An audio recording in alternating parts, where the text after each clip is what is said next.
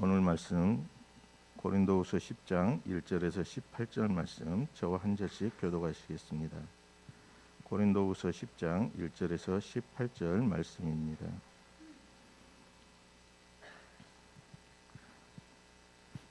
너희를 대면하면 유순하고 떠나 있으면 너희에 대하여 담대한 나 바울은 이제 그리스도의 온유와 관용으로 친히 너희를 권하고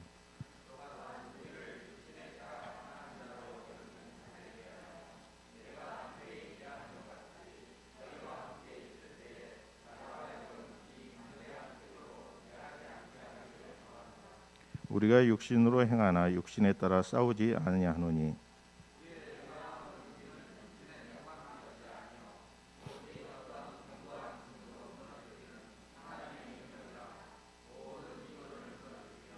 하나님 아는 것을 대적하여 높아진 것을 다 무너뜨리고 모든 생각을 사로잡아 그리스도에게 복종하게 하니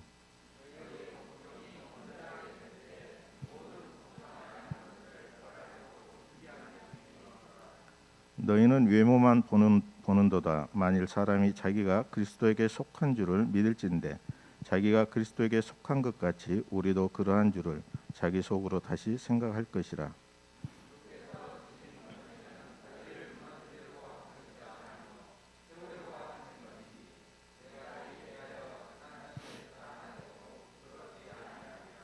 이는 내가 편지들로 너희를 놀라게 하려는 것 같이 생각하지 않게 함이라.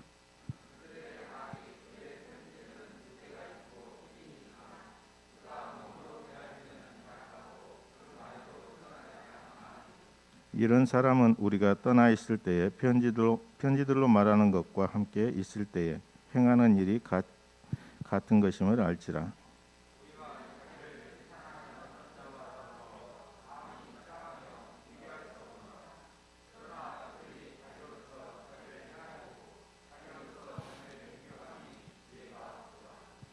그러나 우리는 분수 이상의 자랑을 하지 않고 오직 하나님이 우리에게 나누어 주신 그 범위의 한계를 따라 하노니 곧 너희에게까지 이른 것이라.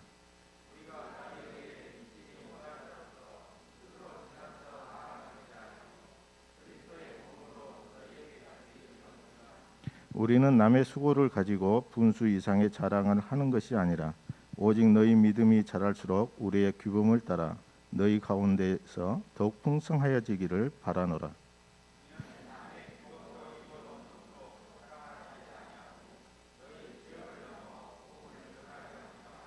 자랑하는 자는 주 안에서 자랑할지니라.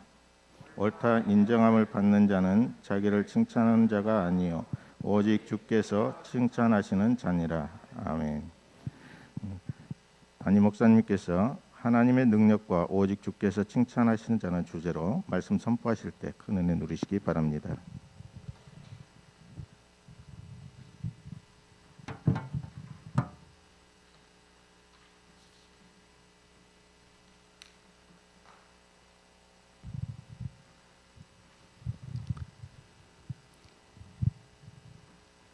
하나님 아버지, 주님 앞에 저희들 나왔습니다. 지난 일주일 동안 세상 가운데 살면서 슬픈 일, 즐거운 일, 좋은 일, 은혜스러운 일, 고달픈 일, 또한 고독스러운 일도 많았을 줄로 압니다.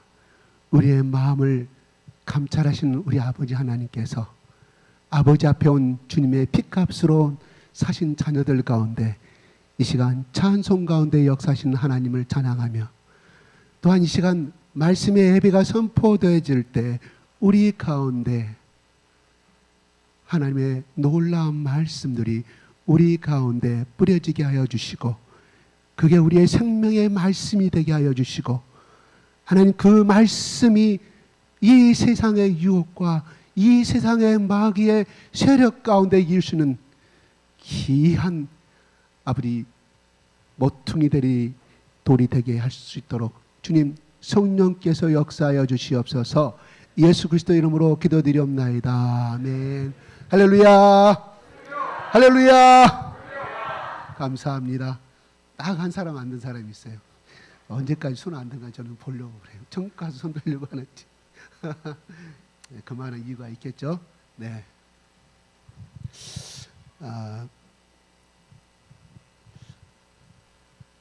10장 1절에 보면 같이 한번 읽어볼까요? 1절에 시작.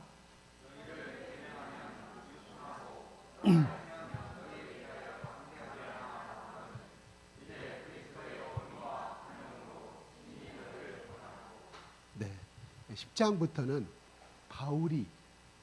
바울을 고린도 교인들을 유혹하고 또한 변질된 복음으로 가게 하는 이러한 악한 세력들에 대해서 바울이 대처하는 말이 나와요. 바울은 그들을 향해서 어떻게 지혜롭게 대처를 하는지 말씀하고 있습니다. 여기서 보면은 너희가 누군가요? 고린도 교회를 말하죠. 대면하면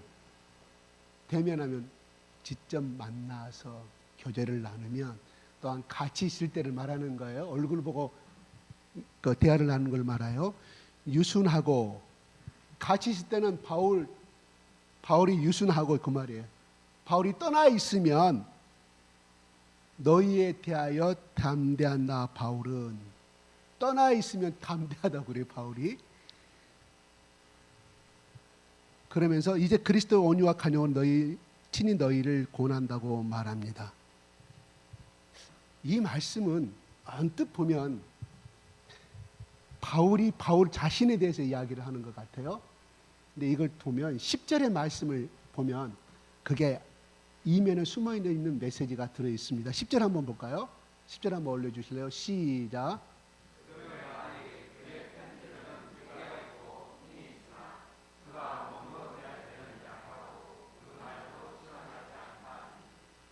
이 10절의 말씀을 이해를 하면 1절에 바울이 어떠한 의미로 이 말을 썼는지 알 수 있어요.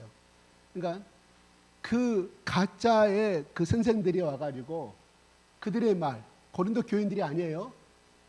적어도 가짜 교사들이 오기 전에 예루살렘에 추천서를 가지고 온 사람들, 또한 자기들이 참목자라고 주장하는 사람들이 하는 말이 바울의 편지들은 무게가 있고 힘이 있으나 뭐예요? 바울이 보낸 편지들 보면은 정말로 멋있고 힘이 있고 마음에 깊이 와닿는 말씀이에요. 그런데 그가 몸으로 대할 때는 뭐예요? 직접 와서 대화를 할 때는 그러니까 이 편지를 쓰기 전에 바울이 한 번 더 방문했다는 것을 말할 수 있어요. 알 수 있어요. 그죠? 약하고 그 말도 시원치 않다니. 실제로 바울은 언변이 부족했습니다. 그리고 우리가 잘 알다시피 그 당시에는 웅변학, 수사, 서론, 본론, 결혼 또 목소리가 우렁찼어야 돼요. 여러분! 대중을 휘어잡을 수 있는 그 당시에는 마이크 스피커가 없었잖아요. 그러니까 목소리가 커야 됐어요. 근데 바울은 정반대에 볼품없는 말도 오늘했다 이 말이에요. 머릿속에 담긴 지식은 풍부했고 복음은 풍부했지만 모든 사람들이 따르기에는 부족한 외모적으로 봤을 때 부족한 사람이었다. 누가 평가를 해요? 그 가짜 교사들이.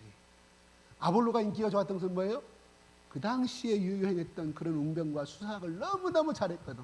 사람들이 와 바울에게 듣지 못했던 논리와 사람을 끌어들이는 묘한 매력이 있어서 아볼로파가 생긴 거라 이 말이에요. 근데 바울은 가만히 처음에 고린도 교회에서 1년, 4, 5년 전에 우리 바울 사도한테 말씀을 배울 때는 그걸 못 느꼈는데 와 이렇게 거쳐가는 이 자칭 사도라고 하고 가칭 교자라고 하는 이 사람들 말을 들어오면 바울은 정말 진짜로 볼잘 것이 없네. 그나마 그거 12명의 이해는 바울을 사도로 인정하지 않았죠. 그러니까 그런 것들이 많이 부정적으로 그들이 와서 고린도 순수한 그 마음밭에 그 교회를 흐트러버린 역사를 하고 있었음을 알 수가 있었다 이 말이에요. 그래서 바울이 그들이 그렇게 바울에 대해서 악선전하고 말 듣고는 하는 말이 1절이 그거예요. 야 너희들이 말하기를 역으로 해석하면 의역으로 해석하면 야 같이 있을 때는 정말 바울은 정말 온순하고 정말 순전한 사람이었는데 그러나 바울은 떠나서는 그렇게 A과 D가 전혀 다른 아주 메시지를 편지를 통해서 주책한 장면들이 많잖아요. 눈물의 편지는 기록되지 않았다고 그랬죠. 거기는 엄청난 책망의 메시지들이 있었다 이 말이에요. 그런 거를 읽고 바른도에 그 고린도에 있던 거짓 사도들의 말을 듣고 바울이 전해 들었어요. 야, 너희들이 말하기를 나는 그런 양면이 다른 사람이다. 겉과 속이 다른 사람이라고 너희들 나를 평가하고 있지. 듣자니 너희들 그렇게 말하고 있다. 그 말을 역으로 지금 이렇게 자기가 고백하는 것처럼 말씀하고 있는 거예요. 그런데 이제 바울은 그리스도의 온유와 간용으로는 친히 너희를 고난한다. 그러면서 2절에 이렇게 말합니다. 이 말씀에 좀 더 설명해 드릴게요. 2절 시작.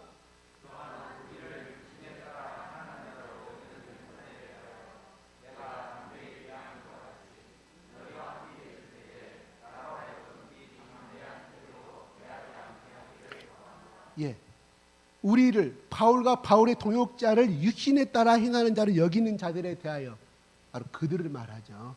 그들에 대하여 내가 담대히 대하는 것 같이 사정없이 책망하고 말씀으로 이렇게 했던 그걸 말합니다.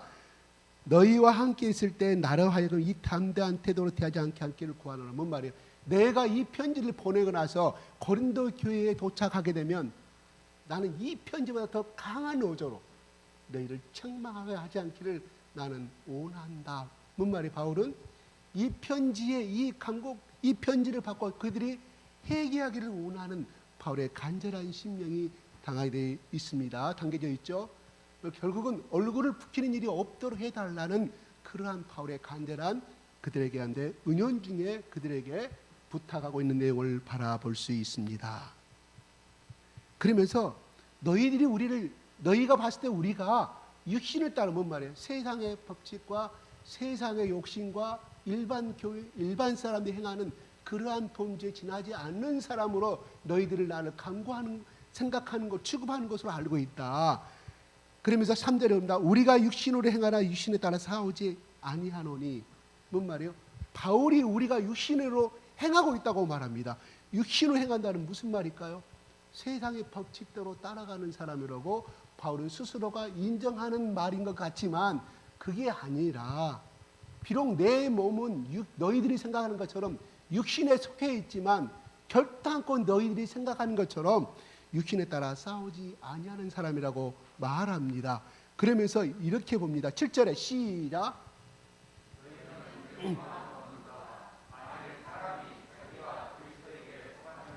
네. 너희는 예모만 본다다. 이 말은 뭐냐면 너희들은 직시하라. 현재 너희 눈앞에 무슨 문제가 있는지를 직시하라. 이런 의역을 하면 그런 뜻이에요. 그러니까 그들은 바울을 생각할 때 그냥 그 삐쩍 마른 몸매, 허리 굽어진 몸매, 대머리 된 몸매, 마른 어눌하된 몸매, 이러한 어떤 예모적으로 판단하는, 그래서 그는 평범한 육신에 지나지 아니한 사람으로 그들은 생각하고 있었다.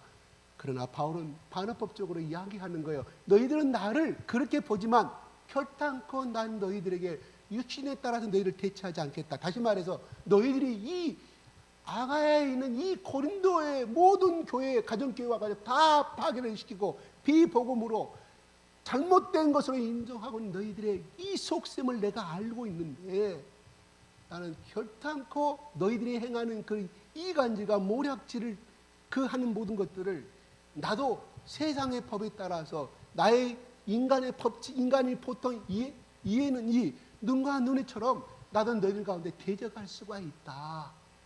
그러나 그런 육신을 가지고 있지만 나는 육신을 따라서 싸우지 아니하겠다. 그 말은 무슨 말이에요? 나는 육신에 반대하는 건 뭐예요? 영적으로 싸우게 되겠다. 그 결단이 자세한 내용에 4절에 이렇게 나옵니다. 어떻게 나와요? 시작.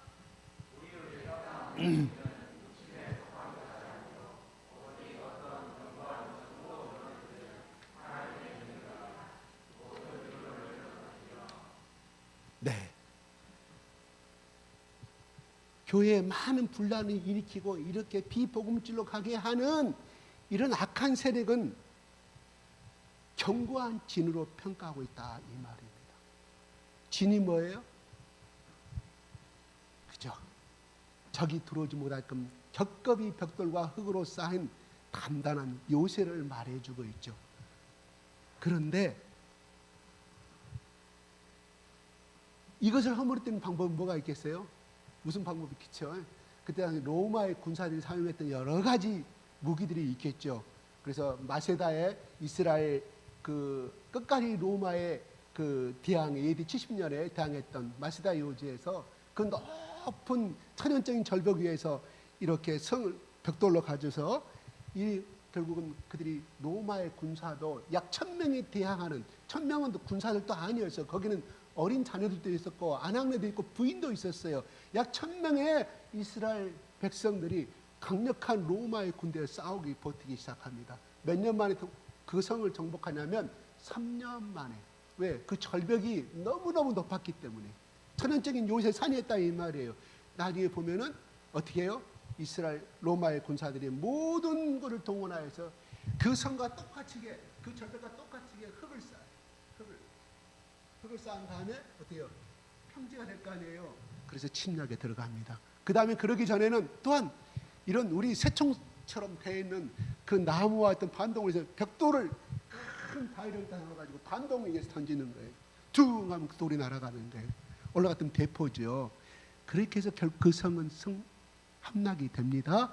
그래서 전번에 제가 말씀드렸던 그 수요예배 때 말씀드렸나? 어린아이, 젖먹이 어린아이와 엄마만 살아요.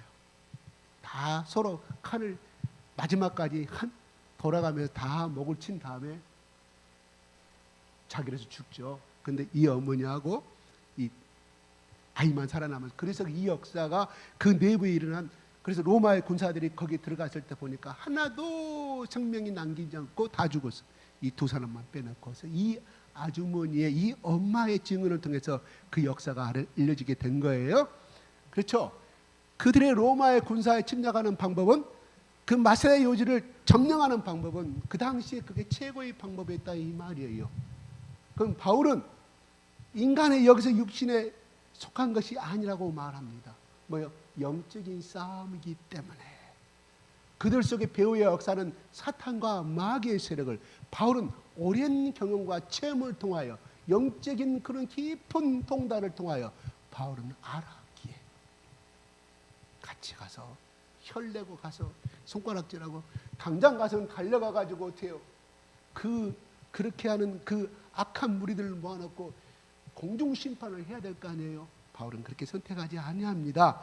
그런데 너희들 속의 역사는 이것을 갖다 견고한 진이라고 말합니다. 엄청난 사탄의 세력이라고 표현하고 있다 이 말이에요. 마귀의 세력이라고 표현하고 있다 이 말입니다. 그런데 이것을 무너뜨리는 방법은 딱 하나가 있는데 하나님의 능력이라 그러면서 뭐라고 말합니까?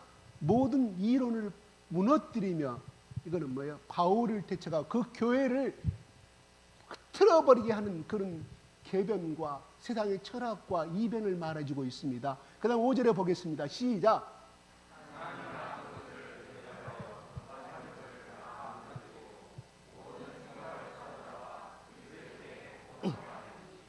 네, 하나님 아는 것을 대적하는 세력이라고 봅니다. 하나님께 더 가까이 가는 것을 대적하는 세력이라고 봅니다. 그 다음에 높아진 것을 다 무너뜨리고 뭐예요? 하나님 앞에 교만한 세력을 다 무너뜨린다는 걸 말합니다. 또한 모든 생각을 사로잡는다고 말합니다. 헬라 철학과 하나님의 성경에 반대되는 모든 것을 사로잡아서 그리스도께 복종하게 하나니 뭔 말이에요? 하나님의 능력이 그게 육신의 무기가 아니라 바로 영적인 무기임을 바울은 알았다 이 말이에요. 여러분 우리 흔히 받을 손자병법 백전백승 뭐 어쩌고 적을 알면 백전백승 한다 그러죠. 그러나 더 나아가서는 적을 알고 나를 알아야 백전백승 하죠. 그렇죠? 우리 축구 최근에 야구 이렇게 보면 그 경기전에 가서 그 사람 백넘버 1번 백넘버의 모든 경기 분석관이 가서 전력 분석을 다 한 다음에 와서 대체 회의를 하죠. 야, 일본의 선수는 너무나 발이 빠르니까 누가 수비할 거야? 아, 당신 수비수 당신이 1대1로 마크하시. 그런데 이 수비수가 하기는 너무 주력이 빨라. 아니, 우리 A라는 수비수보다는 B라는 수비수가 맞는 게 더 좋아. 왜요? 우리를 알기 때문에. 적만 알아서는 이길 수가 없다 이 말이에요. 적을 알아야, 적을 알고 우리를 알면 거기에 대한 대체적 방법이 생겼을 거 아니겠습니까? 마찬가지로 바울은 알았다 이 말이에요. 그 배후의 세력을. 무슨 바울은 하나님의 능력만이 그것을 이길 수가 있음을 바울은 알았다 이 말입니다. 몰라, 참 부끄럽게도 하나님 모시는 것이 참 많이 이렇게 참 안 좋은 사건들이 많이 벌어지는 다음에 무조건 어디로 갑니까? 법적으로 가게 되는 것을 많이 보잖아요. 참으로 안타까운 현실을 우리는 바라보게 됩니다. 그러나 중요한 것은 법도 중요하지만 그 배후의 세력은 악의 세력이었다 하는 것입니다. 우리는 고린도 교회가 그렇게 쉽게 넘어갈 수 있었던 이유 중에 하나는 그들이 믿음이 없어서 그랬을까요? 저는 그렇게 생각하지 않아요. 바울이 1년 반 동안에 정말 쉬지 않고 365일을 왜? 다른 곳으로 떠나야 하기 때문에 얼마나 많은 말씀에 심혈을 기울였을까요? 그런 알고 또 체험하고 또 하나님이 그들이 흩어질까 봐 그들에게 성령의 놀라운 은사를 주시잖아요. 여러 가지 은사들을. 우리가 성경을 말씀을 보면은 고린도 교회 이에는 은사를 안 받은 것 같아. 라오디아 교회 뭐 빌라델피아 그 은사 받던 내용 나옵니까? 계시록에 안 나오잖아요. 딱 성경은 고린도 교회만 이게 하나님이 주셨다. 왜요? 특별히 사랑의 있음을 이야기해 주고 있습니다. 또한 하나님 편에서 봤을 때는 이 유럽을 진출하는 데 있어서 정말 중적인 놀라운 영적인 기지였다 이 말이에요. 영적인 군대 기지였다 이 말이에요. 그래서 하나님이 그들 가운데 일방적으로 주시는 그 은사를 통하여서 그들의 하늘의 은사를 맛보고 하늘의 열매를 맛보게끔 그 믿음이 흔들리지 않게끔 하나님께서 주셨으면 우리는 유추해 볼 수가 있습니다. 그런데 넘어갑니다. 무엇을 의미할까요? 그래요, 우리는 육신을 입고 있기 때문에 넘어갈 수밖에 없습니다.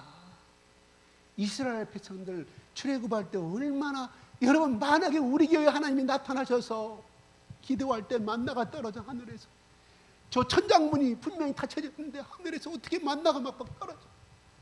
그리고 기도하는 사람마다 하나님의 음성이 들리는 거예요. 또 뭐야? 기도했더니 그 A 집안, 그 김지사 집안에 그렇게 기도했는데 항고하고 고집센 그 누군가가 아들이 나타 놀라운 변화를 입고 꿈에 잠자는데 그냥 하나님이 천국의 모든 보화를 보여주는 그 기적을 막, 내가 우리 아버지 기도 덕분에 내가 이런 체험을 해서 내가 교회 나오니 회개하는 역사가 일어나. 아니 10년 20년 그 고질병을 그렇게 저기 스카이 병원에 가서도 안 나섰는데 기도했더니 그냥 1, 2개월 만에 놀라운 역사가 일어나. 그럼 이 소문이 이 시내, 아니 이쪽 지역에 퍼지면 사람들이 뭐 몰려들겠죠. 그죠? 몰려들 것은 몰려들 거예요. 기적이 나오니까. 그리고 방송에서 진짜 사실인지 아닌지 막 촬영하러 올 것이고 기독교 방송에서. 고린도 교회가 바로 그랬던 교회라 이 말이에요. 넘어가요. 왜 그 유혹에 넘어갔을까요? 그러면서 이렇게 하잖아요. 하나님이 몇 절에 나온가요?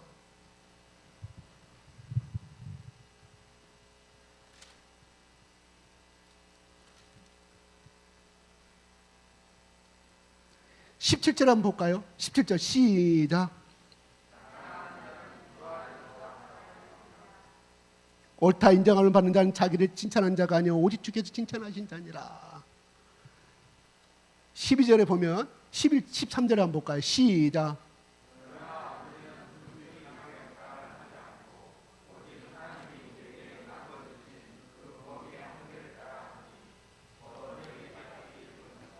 이 거짓 사도들의 선생들의 영향에 의해서 고린도 교인들이 자기가 그런 은사를 받고 그런 능력을 받은 것을 자기가 그런 능력이 많은 것으로 자랑했다 이 말이에요. 병을 고쳤어. 내 능력을 고쳤다고. 이러한 변질된 기회로 타락되어져 가는 것을 바울은 알았다 이 말이에요. 그러면서 자랑할 것이 있으면 너희들아 주 안에서 자랑하라 이렇게 말합니다. 영어로 인크리스트라고 말하는데요, 주 안에서 자랑하라는 말은 무슨 말일까요? 무슨 뜻이에요? 내가 능력이 있어서, 내가 스펙이 높아서, 내가 배운 것이 많아서, 이런 것이 내가 기도를 많이 해서 이런 능력을 행하였다는 것을 자랑하는 말이 아니라, 내가 비천함에도 불구하고 내가 예수 믿기 전에 어떠한 자였는지, 얼마나 비천한 자였는지, 얼마나 불순종한 자였는지, 이러한 나를 비천한 자를 하나님께서 예수 그리스도의 보혈의 피로 나를 건져내 주셔서, 이제는 내가 예전에 예수 믿기 전에 빌빌거리고 약골이었는데 이제는 하나님 나를 구원시켜 주시고 나를 강건하게 덮어주셔서 그것으로 부족함이 끝난 것이 아니라, 내가 손을 댈 때마다 하나님의 손이 역사하여서 병든 자가 낫고 축복을 받게 되더라. 이것은 나의 나된 건 내가 아니오 예수 그리스도의 은혜라고, 그게 주 안에서 사랑하라 이 말입니다.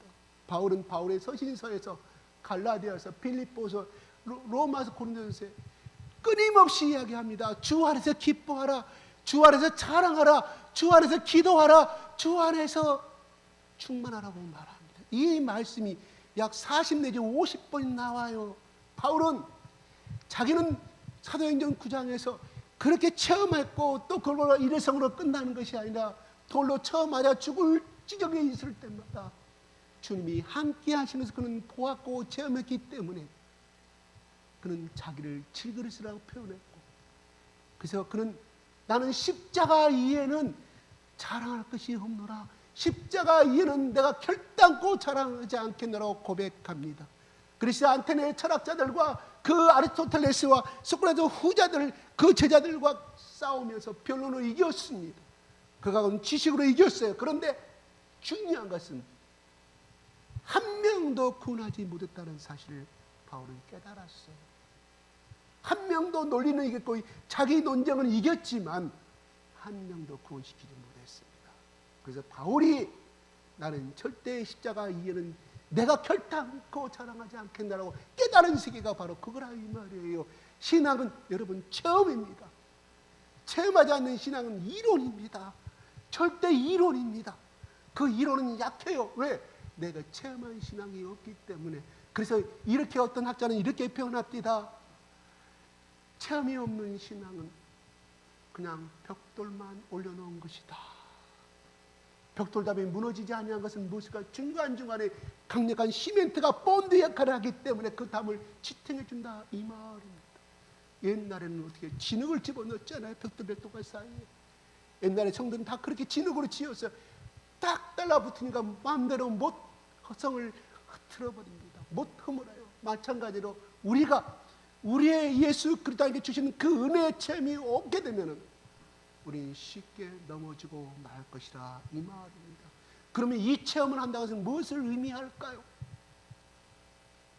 엄마와 아이의 비유를 들으면서, 얘야 너 길을 건너갈 때 손 들고 건너가, 앞뒤 좌우 다 살펴보고 길을 건너가라고 하다가 상대의 그쪽에 엄마가 저기서 보는 걸 무조건 뛰어가잖아. 그게 어린아이의 본성 아니겠습니까? 거기서 다쳐. 아니면 다치기 전에 끽 하는 소리 듣고 그 아이가 놀래서 그 다음부터는 어때요?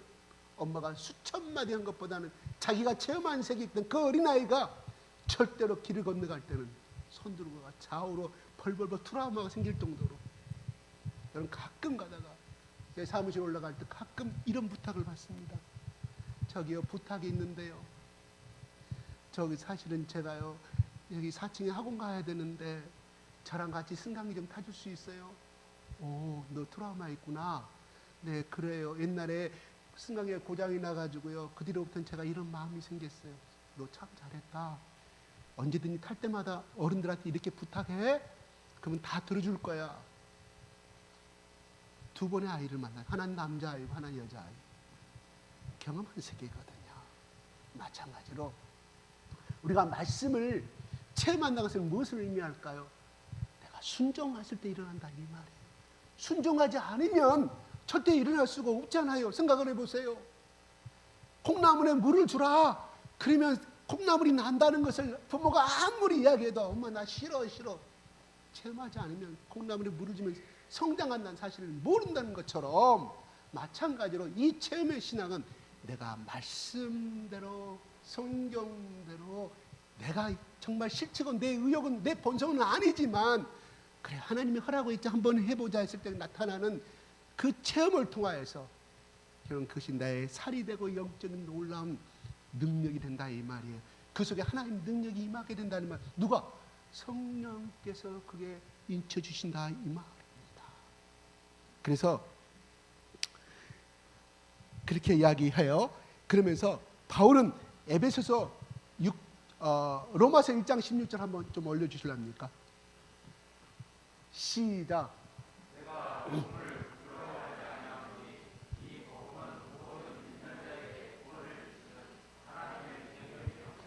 이름을 그대로 역으로 해석하면요, 바울은 예수를 믿었을 때도 복음을 부끄러워했다 이 말이에요.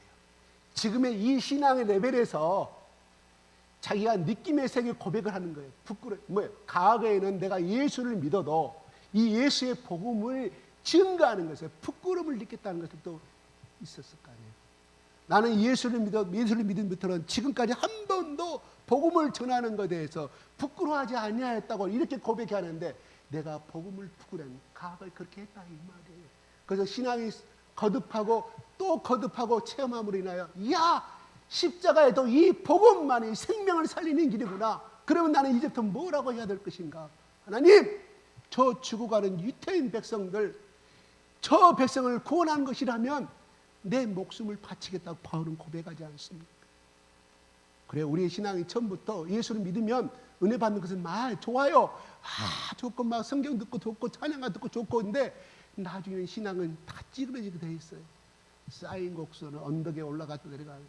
바울도 그런 마음이 있었을 거라 이 말이에요. 그 세계를 겪었을 거라 이 말이에요. 그래서 이렇게 고백합니다. 그러면서 왜 부끄러워하지 않느냐? 이 복음은 모든 믿는 자에게 구원을 주는 하나님의 능력이 됩니다. 그러니까 하나님의 능력은 뭐예요? 예수 그리스도의 복음이다 이 말이에요. 그래서 바울은 그들과 대항하는 것은 바로 예수 그리스도의 복음의 능력이다. 그들을 꺾어버린 마귀의 세력들을 이길 수 있는 방법은 그리스도의 복음의 능력이다. 그는 깨달았다 이 말입니다. 그러면서 바울은 이야기합니다. 그래서 바울은 이 복음의 능력은 결과적으로 교만한 자나 하나님을 대적하는 자나 교회에 와서 자기 영광을 취하고 자기 자랑하는 그 모든 악의 세력들을 이길 수 있는 것은 바로 이 복음의 십자가의 능력만이 그들의 생각을 사로잡아서 바로 하나님 앞에 그리스도에게 복종하게 하니 5절에 그렇게 나오죠. 복종하게 한다. 굴복하게 한다. 항복한다 이 말이에요. 목숨만 살려주십시오. 내 목숨을 당신께 의탁하겠습니다. 이런 말이에요.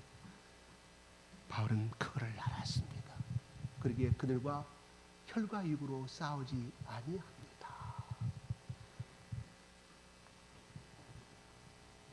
6절에는 이렇게 말합니다. 너희의 복종이 온전하게 될 때에 모든 복종하지 않는 것을 벌하려고 준비하는 중에 있다. 내가 이렇게 강구하는데 너희들이 이 그리스도의 복음 안에 복종하지 아니하면 내가 너희들 가운데 가서 엄청난 책망을 하게 될 것이다. 뭐 징계도 될 것이고 출교도 될 거고 내가 됐겠죠. 준비하는 중에 있다고 고백합니다. 어떻게 해요? 이거 어떻게 보면 협박 아닌 협박으로 영적인 거룩한 협박을 하고 있어요. 내가 가기 전에 좋게 그리스도 복음 안에 굴복해라 돌아오라 옛날에 그 첫사랑을 다시금 회복하라 이런 말이에요. 그러면서 7절에 보면 예모라 부른다. 그리스도 교인들아 그들이 말한 말을 참 믿지 말라. 그들은 사꾼 목자다. 그러면서 고린도 교인들에게 이야기하는 것입니다. 자, 그러면서 말합니다. 8절에 시작.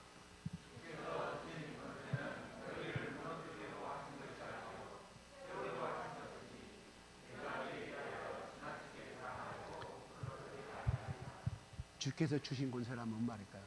하나님이 나에게 예수 그리스도께서 나타나서 나에게 사도의 직분을 주셨고 이방인들의 목자로 세우셨다는 이 권세를 말하는 거예요. 복음을 전하는 권세, 사도의 직분을 말하는 거예요. 너희들이 나를 사도로 안일하게 좋은데 나는 분명히 예수 그리스도로부터 다른 12제자들은 살아생전에 받은 것이지만 부활하신 예수 그리스도가 나타나신 나에게 주신 권세를 말합니다. 근데 이 권세는 뭐라고요?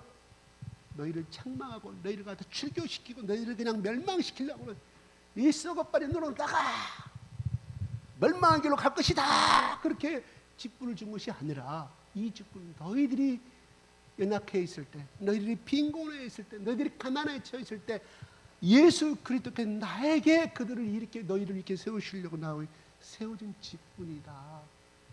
다시 말해 내가 고니 가운데서 너희들 내 말에 복종하라. 너희 나를 선결하고 주신 것이 아니라 세우려면 어떻게 해야 돼요? 저는 어릴 때 나팔꽃을 심어봤어요. 나팔꽃 심으면요 못 올라가요. 땅에선 기어요. 거기다가 막대기 하나 딱 세워주면 쫙 올라 대나무 깎아진 거라서 쫙 올라가죠. 나중에 꽃을 핍니다. 바울의 역할은 그거라요. 묵묵히 네 옆에 서서 네가 잘하는 모습을 보고 네가 나를 감고 가든지 나를 쓰러든지 좋다. 내가 내 몸을 너에게 빌려주마. 나를 받고 올라가거라. 그러면 아멘. 바울은 그가 받은 그 직분의 권세를 그렇게 사용했다는 것을 의미합니다.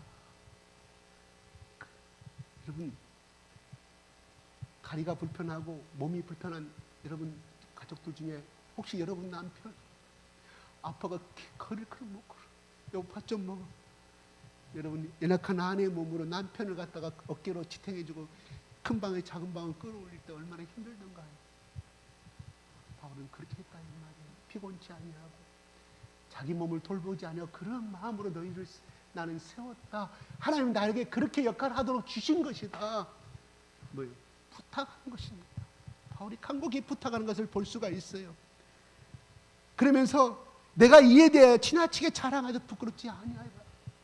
난 너희를 세우려고 얼마나 피눈물 나는 노력을 했는지 너희들이 받지 않느냐.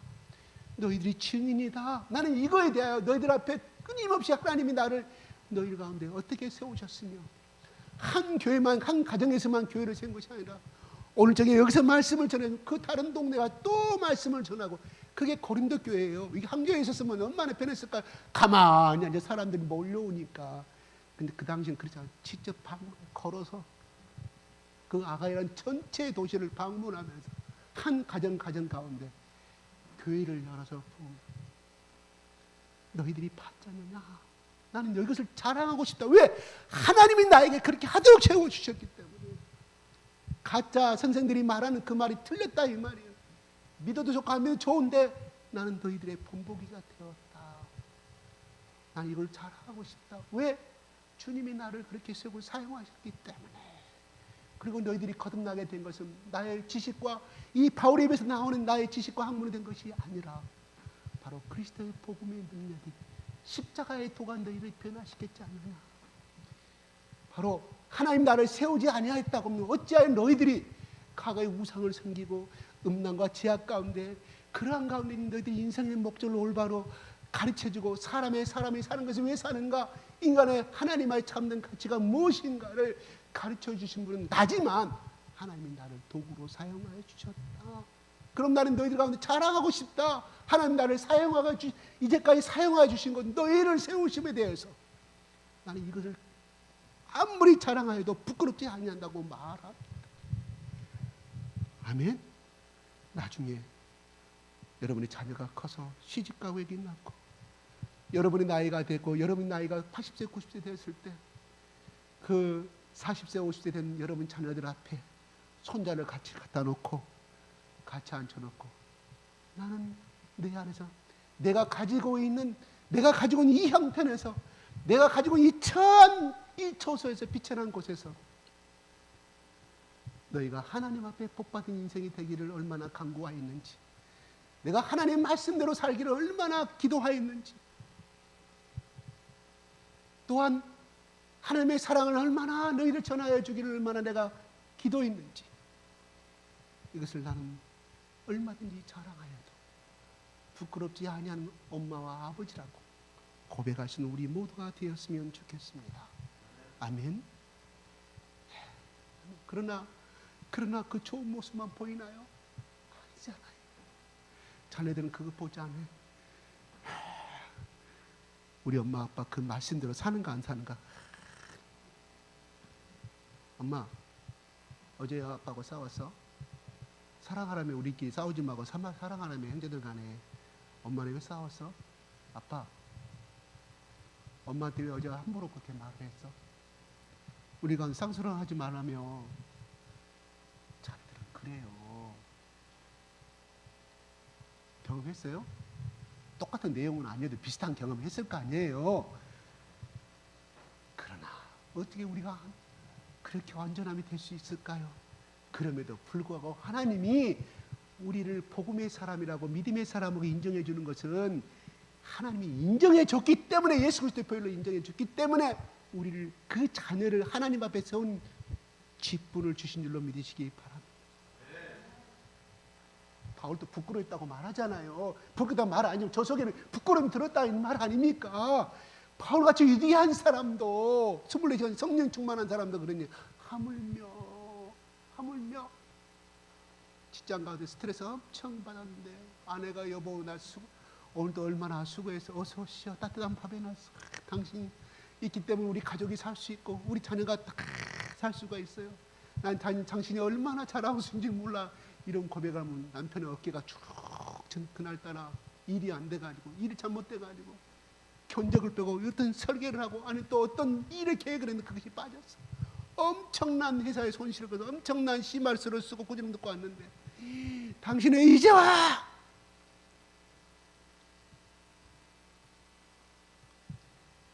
남편이 가정이 빨리 들어올 것 같아요. 남편 오늘 또 수고했어. 이런 말을 해줘야 남편이 집에 와서 가정에 어깨를 피죠. 아멘. 우리 교회인들은 다 그런 줄 압니다. 아멘. 우리 샤론이 나중에 시집가면 그렇게 해야 돼.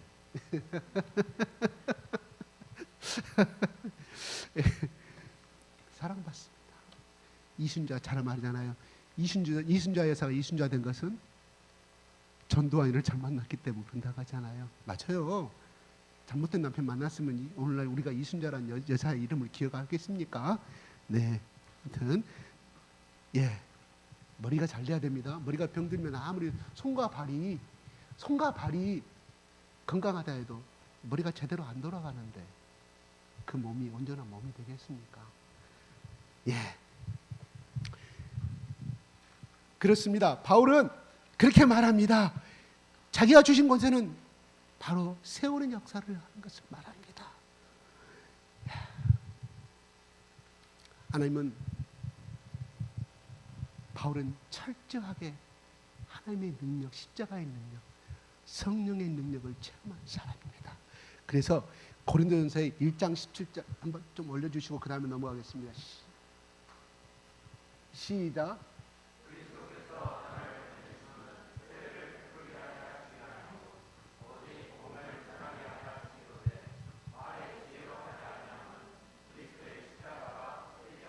말의 지혜라면 뭔 말일까? 자기가 알고 있는 세상 지식을 말합니다. 그러면서 그리스도 십자가 이해는 복음을 전하지 않겠다는 대목에, 그 다음에 18절 시작.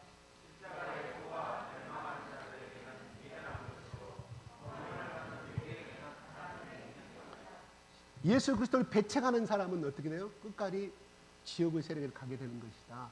그러니까 그거에 뭐예요? 십자가의 도는 그냥 미련하게 보인다.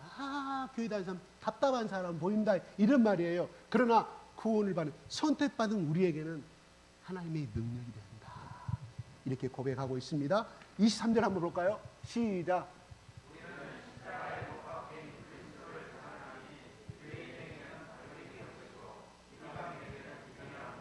24절.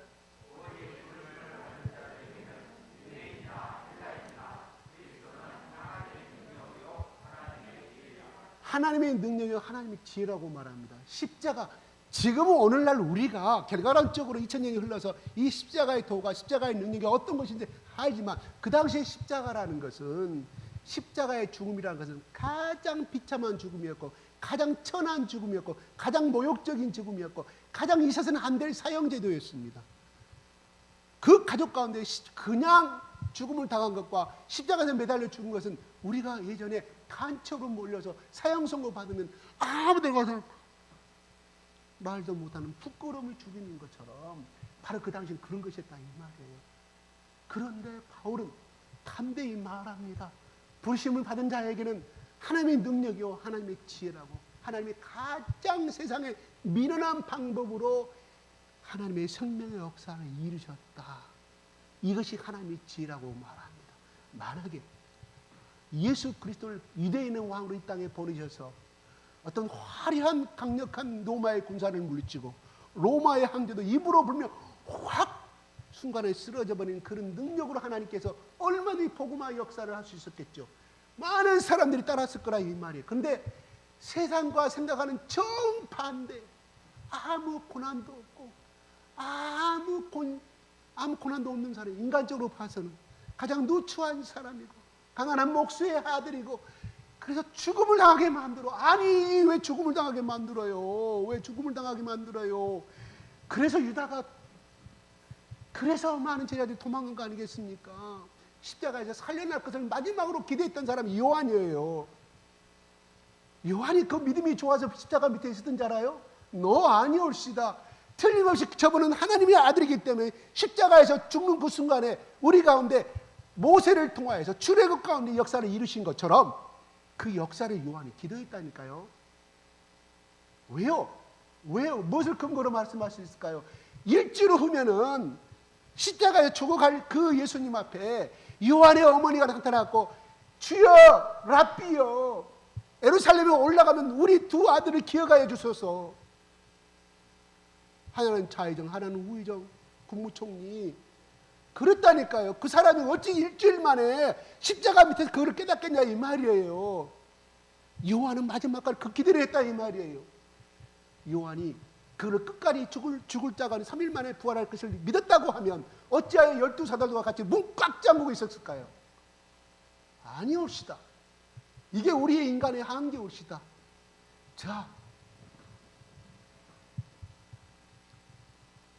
여호수아가요 군대를 이끌고 여리고로 정복합니다. 유단강을 건너 여리고로 정복합니다. 여리고를 건너갑니다.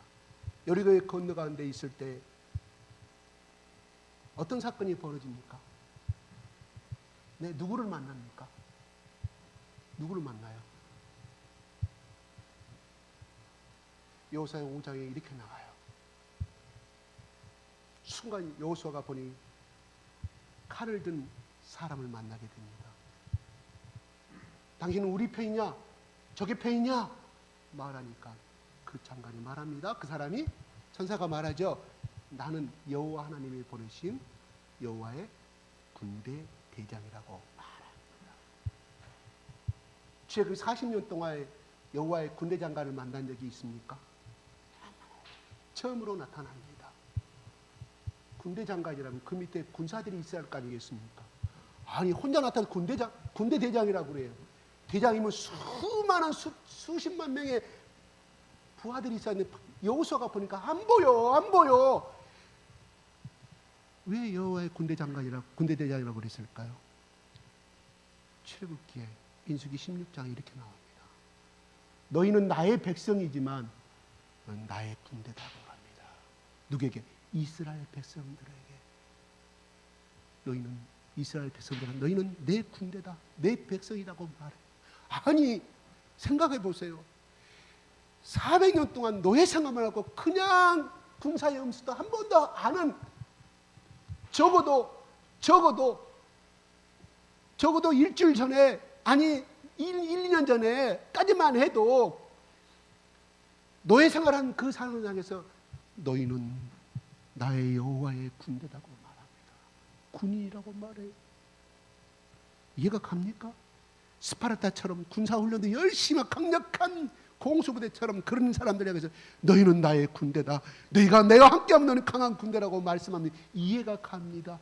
그런데 하나님이 가장 미련한 방법으로 세상 사람들이 구원받지 못할 사람들이 봤을 때는 가장 미련한 선택을 하는 거예요. 애굽의 군사들을 철거병을 갖고 철기바병에 있는 애굽의 군대를 갖고 선택을 해야 여호와의 힘이 덜 들 거 아니에요. 구원의 역사가 쉽게 일어날 거 아니겠습니까? 그런데 포로 생활만 노예 생활만 한 그 백성들에게 너희는 나의 백성이다, 군대라고 말해요. 그래서 여기서 바로 여호수아서 5장에 나오는 내가 군대 대장이다 하는 말은 너희들은 나의 부하다. 지금부터 나 여호와 하나님의 군대 대장이 너희를 승리 가운데 이끌 것이다. 너희를 친히 이끌 것이라고 말합니다. 그 의미가 들어있다는 거예요. 그러면서 결과적으로 여호수아에게 뭐라고 말합니까? 여호수아가 국민들에게, 백성들에게 뭐라고 말해요? 하루에 한 번씩 여리고성을 돌아라 그러죠. 마지막 번째, 일곱 번째 돌고 나서 소리를 지르라고 말합니다. 지금도 그 여리고 성벽은 지금도 남아있다고 그래요. 일성이 있고 이성이 있고 바깥성이 있고 이성이 있는데 정말 뚫을 수 없는 4내지 5m 벽이 쌓인 흔적이 지금도 있다고 그래요. 약 둘레 길이가 3km 정도 되는. 그 당시에 어떤 병력이 와도 무너뜨릴 수가 없었다 이 말이에요. 그런데 하나님이 야 너희들아, 근데 군대장관이 나타났으니까 군대장관이 나타나니까 야 너희들아 돌겨가라, 창을 만들어서 칼을만 돌겨가라고 말씀하지 않고 하나님 돌아라. 이게 영리한 방법입니까? 작전을 세워서 해야 될 거 아닙니까? 인간들이 봐서 가장 미련한 방법으로 하나님이 선택하신다. 이게 하나님의 지혜라니까요. 결국은 무너집니다. 그런데요, 그들이 여리고성을 정복하고 나서 가나안 땅을 가서 한 성 한 성을 정복할 때마다 결국은 다 정복했지 않습니까? 그런데 그러면 다 인생이 끝난 줄 알았습니다. 끝난가요? 끊임없이 남은 부족과의 싸움, 끊임없이 이방 가나안 족속들이 남긴 그 우상을 섬기고 지악을 섬기는 그 음란의 세상, 끊임없이 유혹에 물들고 갑니다. 가나안만 도착하면 다 되는 줄 알았어요. 하나님이 주신 이 가나안 땅을 내몰아버린 이유가 무엇입니까? 하나님이 주신 땅이기 때문에 그 더럽혀진 그 땅을 여호수아 하나님의 군대들이, 그 백성들이 정복하기를 원했다 이 말이에요. 모세는 알았습니다. 여호수아는 알았습니다. 다 끝나는 줄 알았습니다. 아니옵시다. 끝없는 전쟁 가운데 살아야 했습니다. 그게 오늘날 우리의 현실이다 이 말이에요. 우리가 예수 믿으면 다 되는 줄 생각하십니까? 아니옵시다. 우리 천국에 갈 때까지, 다시금 예수 그리스도가 이 땅에 오실 때까지 우리는 끊임없이 죄와 싸워야 한다는 것입니다. 가나안 땅을 누리기 위해서는 어떤 하나님 말씀, 끊임없이 내가 하는 대로 시키기만 하면 된다. 시킨 대로만 하면 된다. 그럼 이 땅에 너희가 장수하게 될 것이며 이 땅에 너희들이 풍족하게 먹게 살 것이라는 하나님의 언약의 약속이었습니다. 그럼에도 불구하고 그들이 그 약속을 지킬까요? 아니옵시다. 우리도 마찬가지입니다. 오늘날 이 시간에 말씀을 듣고 우리가 하지만 또다시 세상 가운데 흘러갈 수밖에 없는 우리의 모습입니다. 제가 가끔 잘 이용합니다. 예수님이 세 가지 시험을 가지고 이야기합니다. 사탄이. 그런데요, 사탄은 우리에게 그 유혹을 줄까요? 똑같은 유혹은 안 줘요. 예수님이 그 능력을, 세 가지 능력을 다 가지고 있었어요. 그 능력을 가지고 있었기 때문에 사탄이 유혹하는 거예요. 예수 네가 할 수 있지 않느냐. 그런데 우리 같은 사람에게 똑같은 시험이 올 수 있을까요? 안 해요. 왜? 우리에게 그 능력이 없기 때문에. 예수는 그 능력을, 창조주 하나님에게 그 능력이 있었기 때문에 사탄이 세상의 권세를 너에게 주겠다 유혹하는 거예요. 사탄은 절대로 우리에게 세상 권세를 주겠다고 유혹하지 아니합니다. 이런 것을 있을 수 있겠죠. 네가 열심히 노래하고 네가 하나님보다는 이 음악에 네가 집중하면 저 아이들처럼 능력을 주겠다. 노래 잘하는 사람한테는 그렇게 유혹이 오겠죠. 적어도 우리가 유혹을 받는 것은 무엇을 의미할까요? 내가 가지고 있는 능력에 안에서 유혹이 온다 이 말이에요. 내가 할 수 있는 것을 가지고 그 사탄이 알기 때문에 유혹이 온다 이 말이에요. 무슨 말인지 이해가신가요? 네? 확실히 얘기합시다. 요구하지 말라. 요구하는 능력이 우리한테 있어. 네? 예를 든다면 그런 우리가 쉽게 범할 수, 우리가 아직도 버리지 못하고 옛생활 가운데서 있는 그 습관을 가지고 마귀는 우리를 유혹한다니까요. 나는 마귀 유혹에 넘어갔다고 하지만 천만의 말씀입니다. 시험은 내가 스스로 내가 가지고 있는 그 힘에 의해서 넘어가는 거예요. 사탄 핑계대지 마세요. 그래서 바울은 이야기합니다. 모든 것을 하나님을 대적하게 하고 또한 모든 혈과 육을 또한 하나님을 배반한 그리스도의 복음을 배반하는 모든 것을 대하여 끊임없이 너의 생각을 갖다 그리스도 안에 복종시키게 하려고 너희 가운데 내 속에 가지고 있는 십자가의 도와 능력을 가지고 너희를 고뇌하며 세우는 역할을 담당하겠다고 말합니다. 왜요? 십자가의 도에만이 마귀를 이길 수가 있기 때문입니다. 십자가의 능력만이 사단을 이길 수가 있기 때문입니다. 가장 최종적인 결과가 무엇입니까? 바로 사탄의 머리를, 죽음의 권세를 이기셨다 이 말이에요. 그게 하나님의 증거요, 예수 그리스도가 우리에게 주신 증거시다. 세상의 윤을 살아갔던 모든 사람들은 이 죽음 앞에 어김없이 어느 누구도 열이 없이 죽었습니다. 왜요? 그 사람은 죄의 능력을 이길 수 있는 힘이 없었기 때문이었다. 그러나 예수 그리스도만이 사탄이 주는 모든 유혹과 가장 큰 세력인 이 목숨을 이겨낼 수 있는 생명을 가지신 분이기 때문에 바울은 그것을 알았기에 나는 십자가의 도, 이 하나님의 도, 이 복음의 이해는 예수 그리스도의 십자가의 죽음, 그 당시에 모든 사람들이 지옥스럽게 생각하고 내뱉기 싫어하는, 입으로 내뱉기 싫어하는 지옥적인 것을 바울은 자랑함으로 말미암아 그 속에 하나님의 지혜와 하나님 놀라운 능력이 있으므로 나는 자랑하겠다고 고백합니다. 그것만이 너희들을 살릴 수 있다고 고린도 교인들에게 담대히 선포하고 있습니다. 아멘. 끊임없이 하나님의 성령이 우리 가운데 통치하심으로 말미암아 군대의 장관이, 군대의 대장이 가나안 땅에 나타났다는 것은 무엇을 의미할까요? 이제부터 나 하나님의 통치가 시작되었담을 말합니다. 그리스도께서 우리 가운데 승천하시며 올라가심으로 말미암아 야, 나 죽은 가운데 부활하였다며 자랑하는 것이 아니라 그들 가운데 이길 수 있는 바로 아버지 하나님께 말씀하여서 보혜사 성령을 너희 가운데 보내겠다고 말합니다. 그 증거가 우리 속에 예수의 십자가의 흔적으로 남아있는 바로 예수의 십자가만이 나를 구원할 수 있다고 고백한 자에게 임하는 성령의 능력인 줄로 믿습니다. 끊임없이 성령께 의지하고 성령께 부르짖는 이 십자가의 도와 이 십자가의 능력과 하나님의 능력을 덧입어서 날마다 세우는 자가 되기를 예수 그리스도의 이름으로 축복합니다. 날마다 죄의 유혹을 끊임없이 배척시키고 나를 굴복시키고 나를 복종시키는 우리의 모든 교인들이 축복된 교인 되기를 예수 그리스도의 이름으로 축복합니다. 잠깐 기도하겠습니다. 총성으로 주여 두 번 한 다음에 1분간만 기도하겠습니다. 주여, 주여, 주여. 아버지 하나님 감사하고 감사합니다.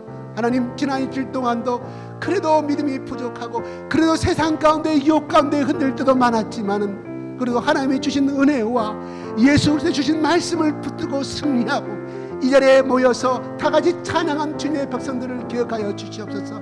하나님의 자녀들의 이 시간 기억하여 주셔서 하나님 십자가의 능력만이, 하나님의 능력만이, 십자가의 도움만이 우리를 살릴 수 있음을, 우리를 세워가고 있음을, 세워져 가고 있음을 깨달아 알게 도와주신 하나님을 찬양합니다. 아버지 고린도 교회인들 가운데 역사하는 사탄과 그 마귀의 세력들이 혈과 육이 싸움이 아니라 바울은 알았습니다. 십자가의 도만이, 십자가의 복음만이, 예수의 능력만이, 예수 주시는 성령만이 아버지 하나님 이 모든 악한 세계가, 악한 계계를 이길 수 있음을 알았습니다. 말씀의 천신갑주에 있는 것을 알았습니다. 말씀의 검과 말씀의 투구를 쓰고 성령의 주시는 그 힘을 통하여서 이기는 자만이 아버지 승리할 수 있음을 알았습니다. 하나님 그들에게 또 권면합니다. 또 권면하면 내가 아무리 세상의 지식과 세상의 어드바이스, 세상의 지식을 통하여서 그들에게 의견과 충고를 해야봤자 그들 가운데 돌아오지 아니한 그들 세계를 하나님의 첫사랑 회복하는 것이 아님을 깨달았습니다. 오직 예수 그리스도의 복음만이, 십자가의 능력의 은혜만이 아버지 하나님 그들은 예수의 첫사랑을 회복하는 것임을 알았습니다. 아버지, 그 비복음이 복음이 될 때까지 바울은 끊임없이 예수의 사랑의 심정을 가지고 끊임없이 그들을 위해서 기도하고, 그래서 내가 너희를 세우기까지, 너희들이 예수 그리스도를 믿기 전에 그 세계와 난 너희들 가운데 내가 이 고린도 교회를 개척할 때 어떠한 마음으로 너희들 가운데 이 복음을 간절히 전하였는지, 예수의 십자가의 그 능력에 의지하여서 예수 그리스도 가신 그 갈보리 언덕의 십자가를 기억하는 마음으로 아버지 십자가를 지고 너희들 가운데 가르쳤음을 내가 또 자랑하고 자랑하고 자랑함이 부끄럽지 아니한다고 바울은 고백합니다. 하나님, 우리의 삶도 아버지 하나님 가나안 땅에 도착해서 모든 것이 해결된 것이 아니라 끊임없이 가나안에서 남아있는 그 악의 세력과 내 속에 남은 죄의 세력과 끊임없이 싸워야 되는 우리의 죄악된 소욕을 하시는 우리 아버지 하나님, 이 시간도 아직도 버리지 못한 죄의 소욕이 있습니까? 아직도 끊지 못한 자그마한 희미한 기억들이 있습니까? 아직도 그것을 끊지 못하고 즐겨하는 죄가 있습니까? 이 시간 아버지 하나님 성령께서 역사하여 주시고 깨닫게 하여 주시고 우리 가운데 아버지 하나님 놀라운 성령의 은혜를 공급하여 주시사 하나님 다시 한번 이 말씀을 붙들고 새롭게 결단하는 신앙이 되게 하여 주시옵소서. 하나님 아버지 주셔, 그들은 400년 동안 노예의 삶을 끊임없이 그리워하고 또 끊임없이 그리워하였습니다. 하나님, 우리 가운데 재결단하는 이 시간이 되게 하여 주시옵소서. 가감히 하나님 원하지 아니한 것들, 또 버려야 할 것들 아버지 안에 너무나 많은 줄로 압니다. 끊고 또 결단하고 또 결단하고 또 결단하여서 아버지 하나님 주님 주시는 보혈의 피의 능력으로 말미암아 날마다 거듭난 인생이 되게 하여 주시옵시고, 날마다 하나님 앞에 인간 앞에 인정받은 것이 아니라 아버지 하나님 오늘 18절에 나오는 말씀대로 옳다 인정을 받는 자는 자기를 칭찬한 자가 아니요 우리 주께서 칭찬하시는 자라고 말씀하였사오니, 우리 주님께서 칭찬을 받는 자가 되게 하여 주시옵소서. 감사와 찬양을 돌려드리며 우리 주 예수 그리스도 이름으로 기도드리옵나이다. 아멘.